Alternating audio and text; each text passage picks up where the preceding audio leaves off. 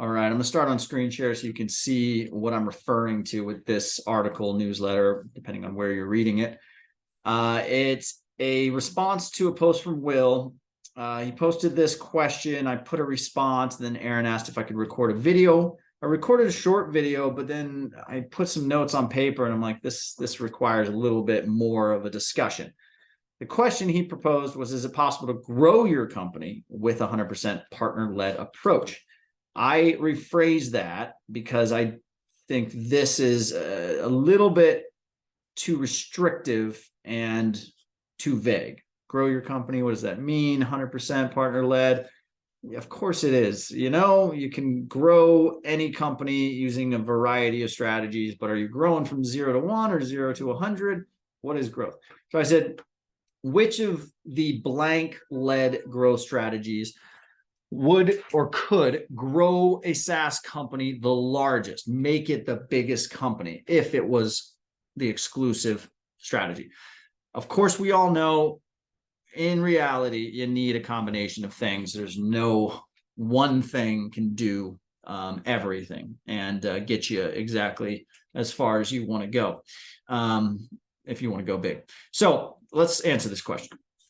Now, my first answer was short and pretty much just a breakdown of, okay, partner-led, I think Shopify apps, I think HubSpot apps, their founder, they're probably have a CS team. I started thinking about it like that, but then I backed up a set and I kept looking at this partner-led word, and we all use it. My newsletter is called Partnerships-Led Growth Newsletter, but my background is not in partnerships. I am a former marketer, and I was in sales, and I ran marketing teams, but I would have low budgets in the beginning as we were mainly, SaaS companies that were startup Series A, not a ton of money to spend. So I needed to include others in my stuff to get the reach further and save the budget. Apparently that's called partnerships. And then I needed other people to help support my customers. So I trained them and developed them as a go-to for an implementation of a specific type. Now that's channel. I was very oblivious to this, honestly. I'm talking like 6 years ago. Anyways, now before we go into detail about this question and how I answered it and what my answer is, I will give you an answer. I think this is important for all of us to understand. If we're partnerships people reading this, what does the word partnerships led really mean? What's included in that? If I do a webinar and I bring you in on my webinar, is that a partnership approach? Is that a partnership webinar now? Is that growth account under partnerships or attributed under partnerships? Or is that just efficient marketing? Okay, another question. This is like litmus test here. What do you say is partnerships? What do I say is partnerships? Integrations. This will split the room. So are all of your integrations partners? Well, at Partner Hub, we spent 4 months developing integrations with HubSpot, Salesforce, Slack, etc. They didn't spend a dime. I put them up on my integrations page. We're not on their integrations page yet. But even if we are we partners? Am I a partner of HubSpot because I'm in their directory? Even if it is called a partner directory? I'd argue no. I'd say you need to be doing things together, both spending time, effort, budget, going to market in order for you to be called partners, even sign agreements if money is being changed hands at some level. Under that world of money being changed hands, there's the word affiliate. And I would argue again, affiliate marketing, keyword marketing, is a marketing channel. It is something that should be owned by the marketing department because affiliate marketing is content-based. It is enabling people to share links to your product on social, YouTube, blog posts. That is a marketing endeavor and shouldn't be called partnerships or under partnerships in any way. That's where it gets a little muddy. The point I'm trying to make is we can't give partnerships the credit for everything marketing product related that just includes a third party. That's, I think, crazy. I know we all want it because the budget comes in, and I'm not going to tell you to go tell your boss I shouldn't be attributed for that revenue because Alex said that affiliates aren't part of that. That's not what I'm saying. I'm saying we need to be honest with ourselves in order to look at formalizing strategy and making initiatives like a partnership-led approach realistic as well as just accurate, and keeping everybody copacetic. Marketing has to be involved in this. What am I taking from them when they're like, wait, we do that now? Well, you're going to call that a partnerships strategy now, and you're going to own that? That's just marketing, man. Anyways, number two, and I'm getting to the caveats, then I'll go into the answer. Most of what we call partnership strategy has been done by the marketing team for decades. We're only now naming it partnerships. And just because we do this stuff together doesn't mean it isn't still marketing. And I believe strongly it is a race to the middle if we keep trying to rebrand things as partnerships. It just causes more harm than good when it comes to trying to create a better company, I think. Down the line, it's going to be less about departments and more about what is the initiative, what is the breakdown, what's the go-to-market, and you have a go-to-market team and you just do the activities. And yeah, some of that is partnerships, some of that is sales, some of that is marketing, but it is that activity that you all do together to get deeper into that market. But saner heads prevail. I'll answer the question that Will proposed. Caveats to my answer, again, reframed a little bit. I didn't factor in time frame. So how long does it take to get to this end goal? This is for SaaS only. That's the other caveat. So I'm not factoring in health care, hospitals needing channel partners to bring in patients or something. Pick your other category. Just software, just SaaS. I'm going to also remove integrations from this answer. So when you say partnership-led approach for a SaaS company, integrations for SaaS growth in general, par for the course is integrations. The more integrations that you have natively, arguably, the faster you will grow. It is just a part of SaaS growth. It is not a partnership strategy.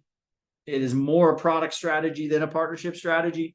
It becomes a partnership strategy when you do more with the integration. So I'm going to co-market and co-sell with a partner manager at an integration. Total number of integrations and the act of doing integrations is not partnerships. It's just, that's my caveat. Keep your opinions. That's my caveat. The same for cloud marketplaces. Cloud marketplaces are not your partners. You have a listing, great, awesome, not a partner. And affiliates. Affiliates, we're going to put those under marketing. So the sales and marketing growth or led growth strategy, those are going to be included affiliates in my answer. So my short response is, let's talk about product-led. Product-led is great up to 10 million ARR, let's say. Think about 90% of SaaS out there, your Shopify apps. If you meet someone that says they're part of a Shopify app, they're probably in this bucket. It's a couple founders, few engineers, CS team, and contractors. And they can get that small team, sometimes less than 10 people, to 10 million ARR. And it happens all the time. Now they get to a point, let's say they don't want to exit, they want to grow to 100 million. Well, when you get a lot of users, you start to have to refocus from just rolling out features and being able to be that product led, like new feature comes out, that brings in more users, new integration, etc. Again, product, and slowing things down and saying, hey, we need to exist at the current product for longer, which means you have to start product marketing. That builds out the marketing team. You get more investment, build out a sales team, go up market, enter the unicorn stage. This is where you go from product led to a need for sales and marketing. Remember, marketing gets us more from the product that we have. Sales gets us up market in order to continue making those revenue numbers that our new investors, after we hit 10 million, we got a Series A or a Series B, and now we're going to 100 million. We got to please people. Gong is a perfect example. They're in the bucket of a very sales-led organization, great marketing, great CMO over there, but their sales systems and their product was killer. So they had a killer product, best in the market. Then they had a better than market marketing team and a better than market sales team. They hit 100 million ARR without a channel program, without a channel team, without channel partners. Sure, they had agencies using it, but they were closing the door in faces of agencies that wanted to be a solutions partner. And I know this because I talked to agencies that were asking them, and I talked to people on their sales team, and they just said, no, we're sales focused right now, and maybe channel will come next. This was at 100 million in 2020. They started their channel program recently, and now they're focused on enabling a lot of channel partners, doing a lot with their integrations, and call that partnerships. Yes, they did some co-marketing stuff in there and did some co-selling, I'm sure, but what got them to 100 million was marketing sales. Okay, so now we're at 100 million. Now, let's say Gong wants to go to 200 million, which I'm sure they do. They start to hit these constraints of, okay, well, consultants are necessary now in these bigger deals. They're already in the picture with these clients buying bigger Gong accounts, and maybe even they're in the picture because you need to integrate with the Salesforce, and they've got a Salesforce solutions partner running their Salesforce account. And it's part of it now. It's just part of these new initiatives. And now they have to work with these individuals, these solutions partners, again, real partners. Now, the other aspect of that is if you want to get to 200 million, growing and supporting the customer base with hires, new hires, CS, sales account executive, CS is a problem. It's a very big problem. So in order to grow as fast as you need to hit that 200 million before everybody retires, you got to have solutions partners in that. You have to have experts. You got to have a tribe supporting and continuing to keep your customers happy. Okay, so now we're in the world of partnerships. Now it's a matter of, according to Will's original question, is it possible to grow your company with 100% partner-led? Well, let's just talk about that for a sec. How would I say, yes, it is possible? Grow, let's talk about grow as in like unicorn status. Say you want to get to unicorn status. Well, the process would look like this. And examples from my experience.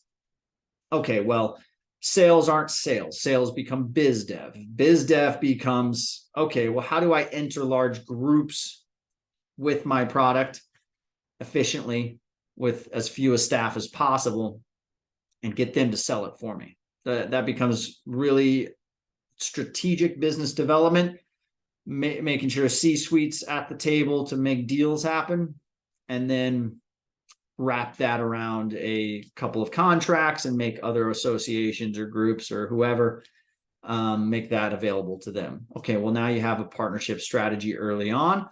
Marketing and partnerships, again, I would argue that involving other people in marketing is just marketing, but let's say that, okay, well, they're partners. In order for marketing and to grow the company with partners, just do the things you already do. Just add thought leaders, add communities, add individuals, and make sure that the strategy isn't, I'm going to hire a writer to write an article, or I'm going to do a webinar and hope people shows up. It's always who is already selling in this vertical space, industry, whatever, that has a voice and has an audience and has thought leadership that I can include in my stuff. Let's get them to the table and let's record something together. Let's create something together. Do not put a piece of content out there that doesn't include somebody or multiple people involved in it. Okay, well, now you have a marketing and partnerships approach, synergy there. Crowdsource a lot of stuff. Again, marketing 101, but say you crowdsource it to a list of experts that are in some way your partners. Maybe they signed something, maybe they are repeating, and maybe you are involved in their stuff, and it's just more of a, hey, we're co-marketing partners. Let's call it that. Okay.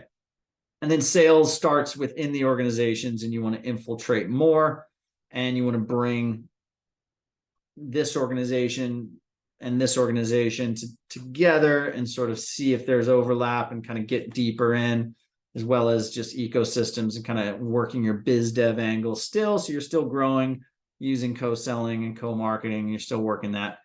And then integrations are there, but you need to do more with the integration partners. That's a strategic go-to-market with the integration. So get the bi-directional integration, get in their marketplace, get with their partner team, and then, of course, put on a whole bunch of accounts, account-based marketing, account-based sales, and use the partnership angle as just that. Yeah, we have an integration. Cool. You got lots of them, but we're going to do a webinar on how this integration is supporting these types of clients, invite a thought leader to that. We're going to publish a whole bunch of stuff together. We're going to do a joint case study and a whole bunch of stuff. Okay, we're still partnerships led. That's kind of how that sort of conversation and sort of growth go. Now, you can't, where the ceiling you would hit in the Gong example and the Shopify apps example is 10 million at the product led, 100 million at the top end of the sales and marketing led. And then you enter a world where you sort of, you almost are doing partnerships regardless of what you say. So short answer, the strategy that would get you the biggest company is a partnerships-led strategy. That's my opinion. I hope that was helpful. If there is a place to leave comments, please leave comments with your thoughts. I'd love to hear it.